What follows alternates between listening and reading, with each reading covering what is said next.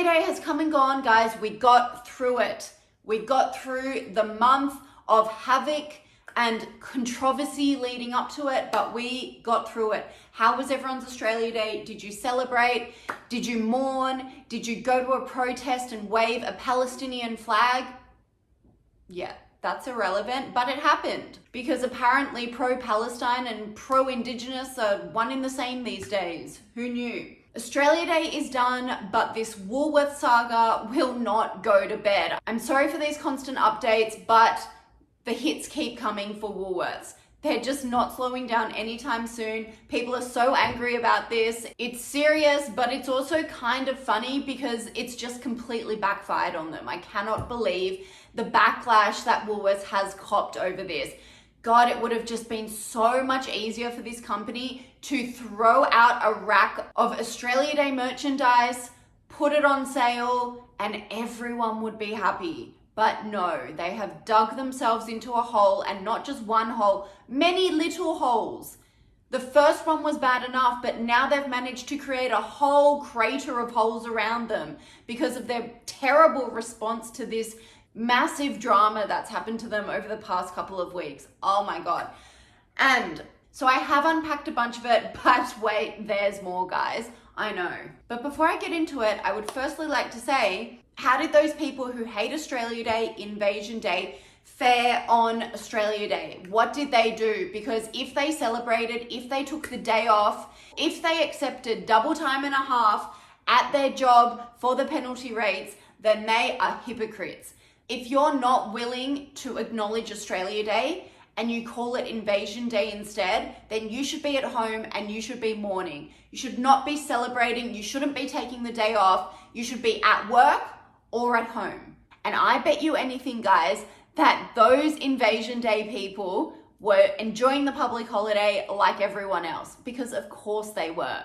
Who doesn't like a good public holiday? And we all know the ethics of these people. They will not care. They will go online and on TikTok and on Instagram and profess holier than thou opinions. But then when it comes to a public holiday, they are right out there at the pub with everyone else. It's a sad, sad world.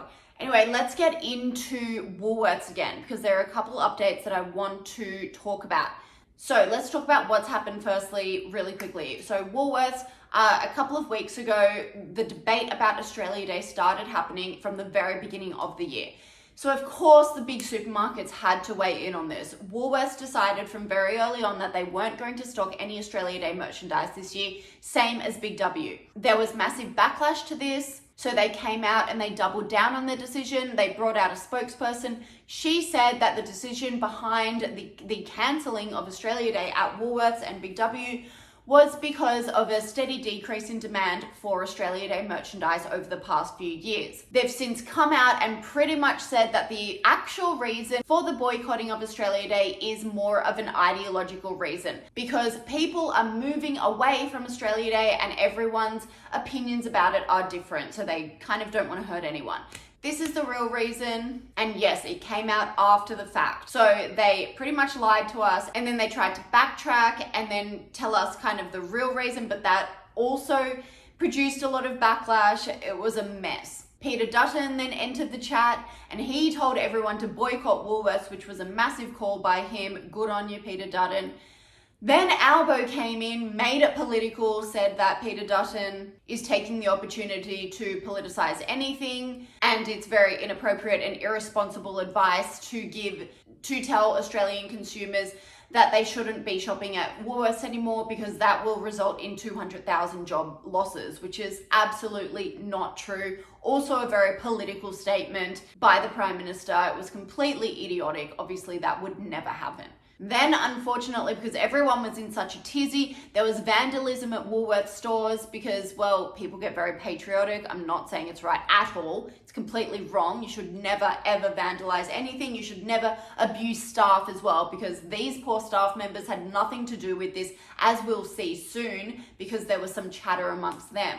Then Brad Banducci, who's the CEO of Woolworths, came out, spoke on radio, really tried some damage control, but that blew up in his face as well. Oh my God, these poor people. I feel sorry for Woolworths. I don't, but I do. So he went on radio and he tried to kind of correct the record, but it actually ended up in a mess.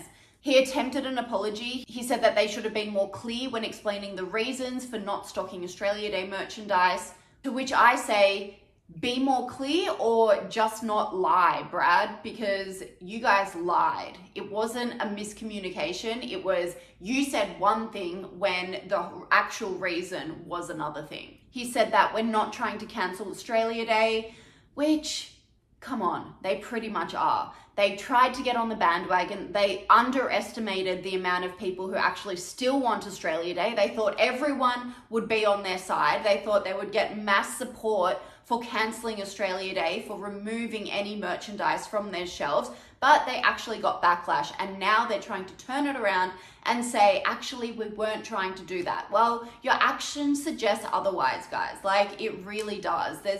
I know that there's damage control going on now with the PR machine, but the facts remain that they made a decision not to stock Australia Day merchandise. This was a very thought through decision. They planned these things months and years in advance, so they knew it. It wasn't a spur of the moment thing. They made that decision and they just didn't read the room properly. They really thought that the vocal minority was actually the vocal majority, but it's not at all. As we know, there's a silent majority in this country. And actually, big corporates need to start to learn this, because the amount of virtue signaling and agenda pushing that's skewed to this vocal minority is so inaccurate, and it doesn't represent the large majority of people in this country. So he came out and said that on radio. He also sent an internal memo to all the staff members at Woolworths saying the same thing, saying we aren't trying to cancel Australia Day, presumably because they also had a lot of internal dissent as well. I mean, Woolworths is a massive employer. They would have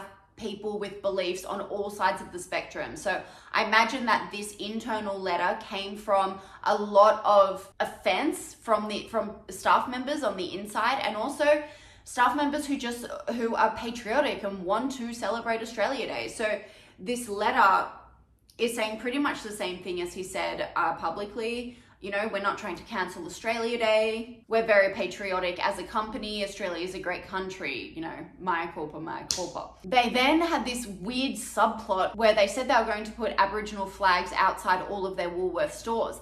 And then within the day, backtrack on that as well and said that, no, actually we're just going to put them outside head offices, which is like 2 locations. So I don't know where that story came from. That was just strange. I don't know if it was a diversion tactic in the middle of this fiasco, but it actually made them look even worse. It just shows that they were desperate. They were scrambling during this time. It was just such a cringy PR fail on their behalf. And then I received this tip off from one of my followers who got an email from Woolworths, obviously sent out to the whole subscriber base, which I'm not subscribed to. But he sent me this email of a screenshot using the Australia Day public holiday as the subject of their email to push selling their produce. Sorry, what?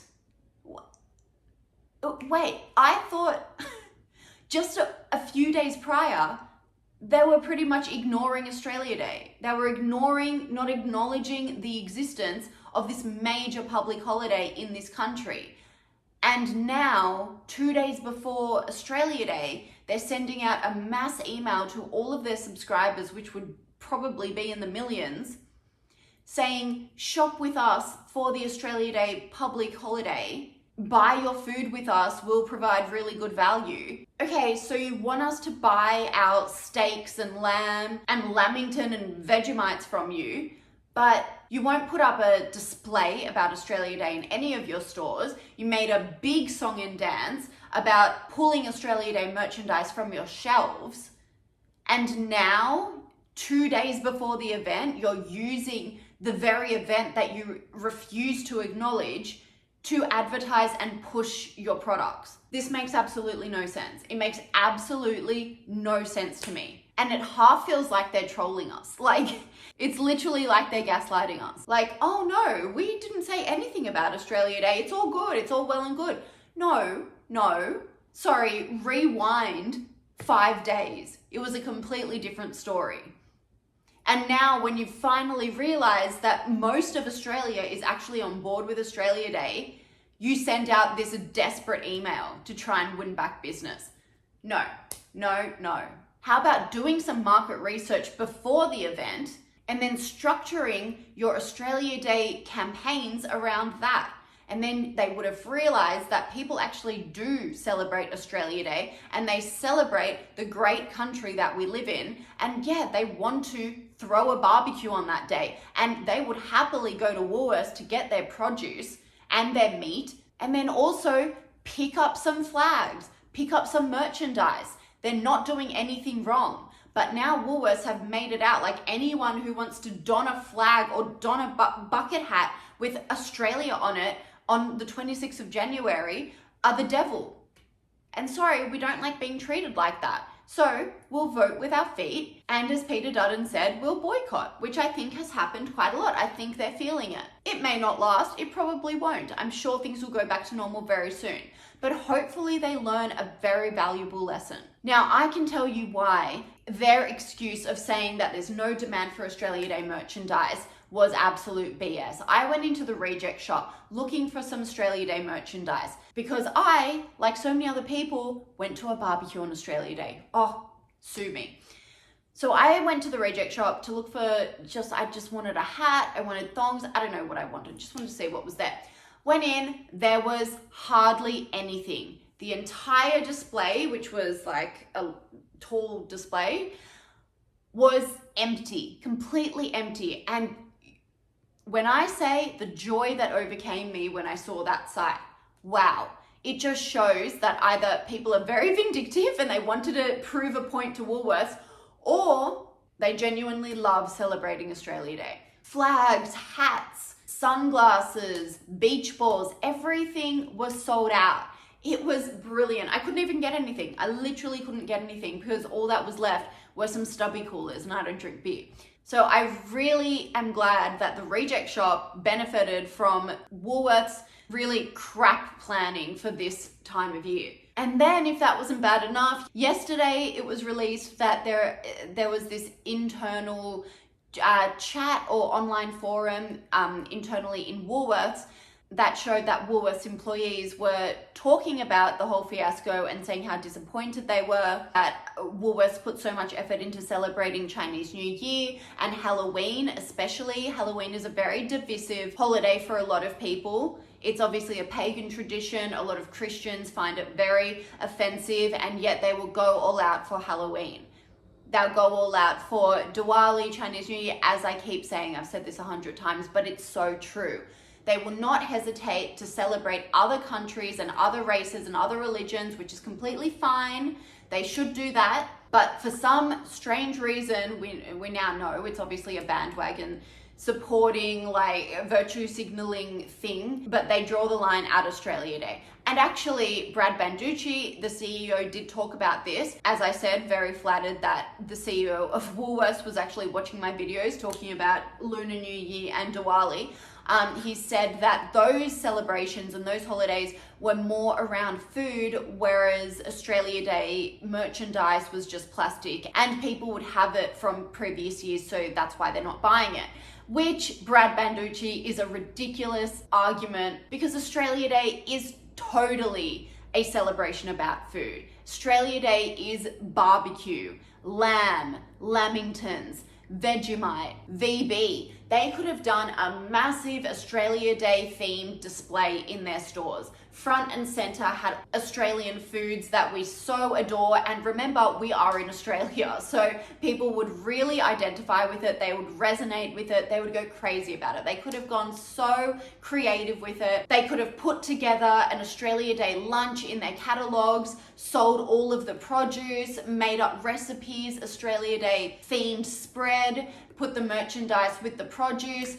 Honestly, the things that they could have done with it, and this is from the top of my head, like if they had really put effort into it, it would have been a revenue success, and it also would have been a patriotic success. You know, bringing everyone together over a barbecue of food. What's more Australian than that? And what's more Woolworths than that? And instead of doing that, instead of getting creative and being proud about our nation, They dig themselves into holes, they backtrack, they lie, it blows up in their face. The government gets pulled into it.